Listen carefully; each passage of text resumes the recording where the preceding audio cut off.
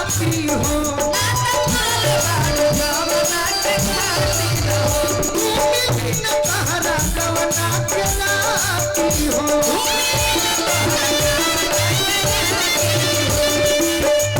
थोड़ी बोलू के दिल तहरा मिली ना मंजिल संग दिल संग बुझा जानी अरे जानी जकरे से लव पैलू ओकरे से परेशानी बा ए सनमी करम तहरो लागे खानदानी सनमी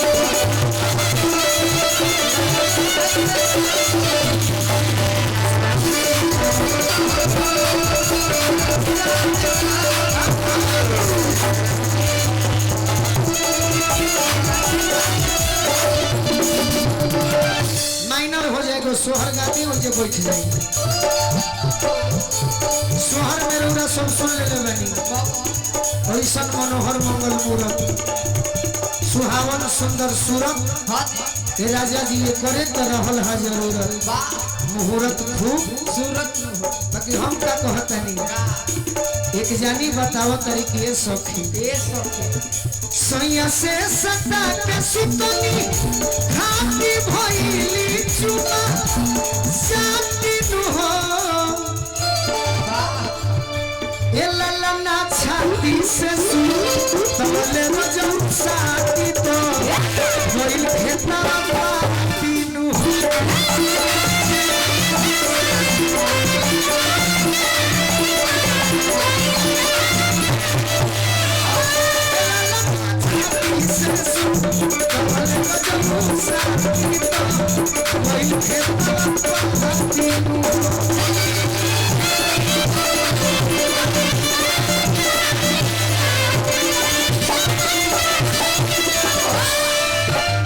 का कहिए सखी है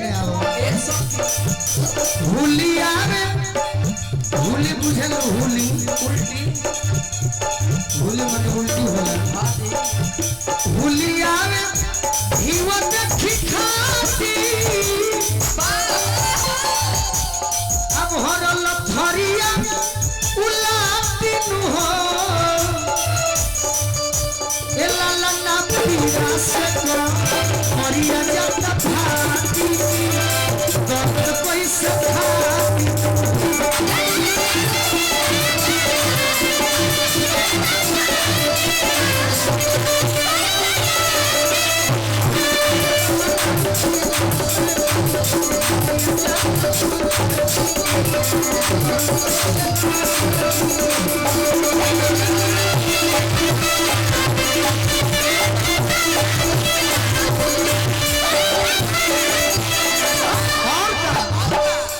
मन करे भैसी करिया माटी देवरू के फरिती अब हाथी नु हो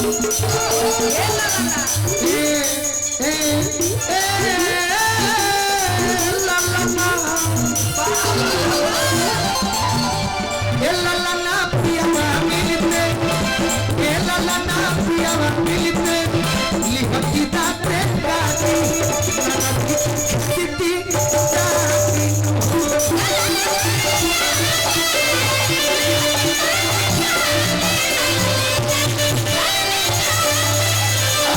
पिया मिलते लिखती दाते गाती किती जाती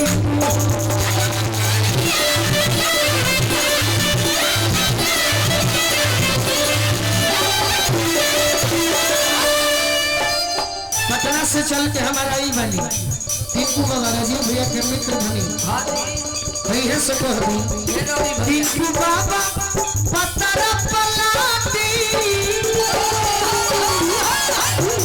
हलुआ ससुजी बाती हो न तो तुरल बाड़ू जाके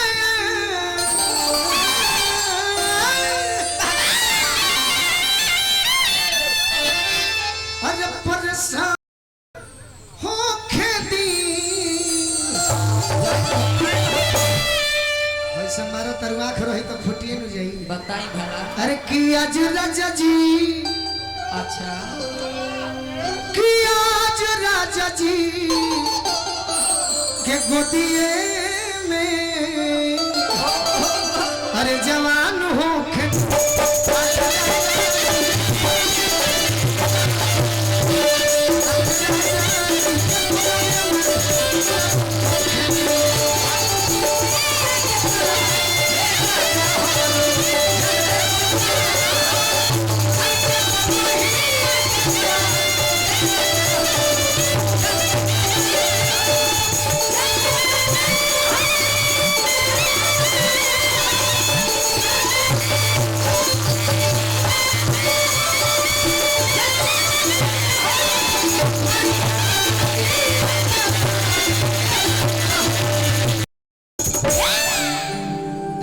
समय मिलल बा मल्लिकार से 4 गो गीत के तीसरा होता। हाँ जी। तो वह लड़की बिया। हाँ। आई दुखित नहीं खे ना खुश बिया। सही बात। काहे काहे कि जेकरा के उछहले बिया। हाँ जी। उनके से ओकर शादी भइल बा। अति सुंदर। कितना खुश रही। पहला मिलन बा सुहाग रात में। हाँ जी। भगवान से निहोरा करती का कहतिया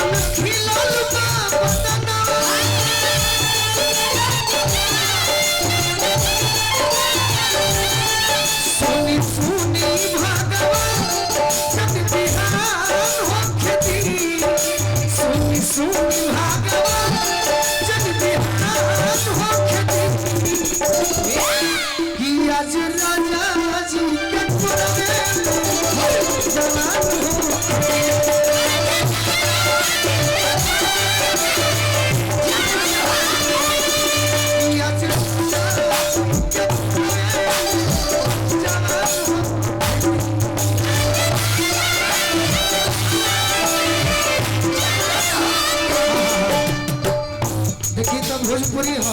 हाँ जी। मजदूर किसान के चहेता। हाँ हाँ। हर प्रदेश में लड़े वाला। वाह। हर प्रदेश में लड़ने वाले भाई। हाँ जी। हमारे अभिभावक परमेश्वर मुखिया जी के सुखो मेरे ब्लड कहे मेरे जान कहे नंदन भैया के आगमन बा। आज तार देखो तनी कि कितना तू स्वागत करेगा। सही बात। ये तो भोजपुरी हनुरी सिंह भैया।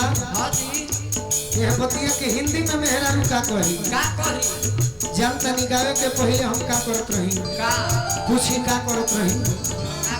पढ़ाई में बड़ी तेज बाकी तनी नाच देखे में बड़ी मन करत रहे। सही बात। बाबूजी से चुपे चल जाई नाच देखे 3 बजे भोर में। तो आज के लड़का आरा जिला होके छपरा सिवान में गाना ना सुने ले सब रेवटी के पीछे जाई है सब आयड़ी उठा के देखे है सब। अरे बड़ी एगो झका सही है। सही। हम का देखे चौकी के सामने उन्हीं के गाना सुने के कितना सुंदर पत्नी को है हिंदी में कैसे कहे कि मेरी तड़पे जवानी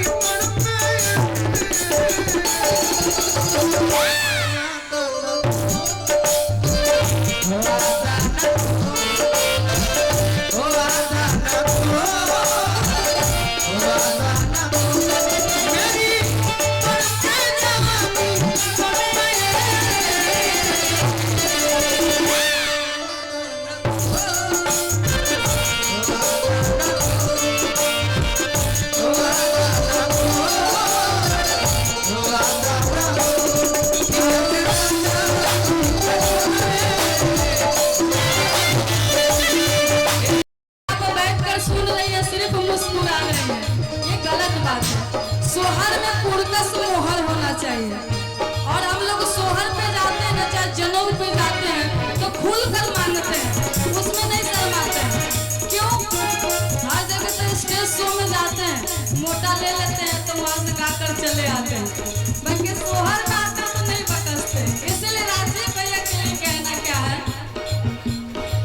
बबुआ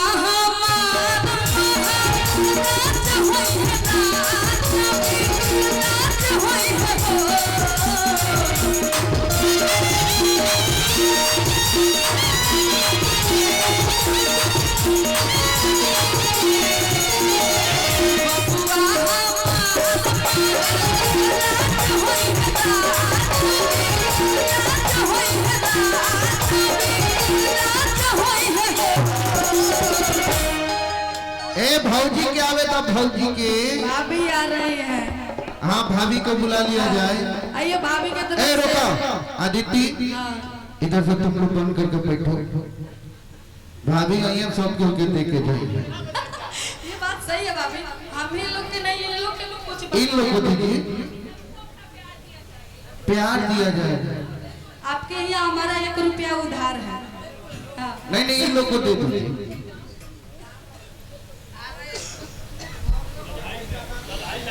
कि बबुआ हम